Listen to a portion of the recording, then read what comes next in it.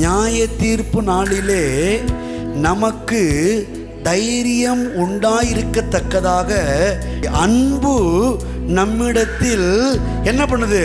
பூரணப்படுதான். தேவ அன்பு நம்ம இடத்துல பூரணமா நிறைஞ்சிருக்குதான். எதுக்கு தெரியுமா? நியாய தீர்ப்பு நாளில் தேவ சமூகத்தில் தைரியமா நிற்கக்கூடிய பூரணவானாய் மாற்றுகிறதற்கு அன்பு பூரணமா இருக்குதான்.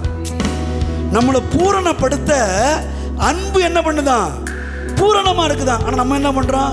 நம்ம இல்ல, மதவாதிகள், மார்க்கத்தை விட்டு அலைகிற மதவாதிகள் என்ன பண்றாங்கன்னா, பூரணமாகிறதுக்கு அப்படி பண்ணணும், இப்படி பண்ணணும், அதை கலட்டணும், இதை கலட்டணும், முடியும் அப்படி வெட்டணும், மீசைய இப்படி வெட்டணும், சட்டையை எப்படி போடணும், பல காரியத்தை சொல்லி இதான் பூரணமா, இப்படி பூரணமா, இதுல பூரணமாயிரலாமா அப்படின்னு சொல்லி பல விதங்களில் பூரணத்துக்காக தேடுறாங்க.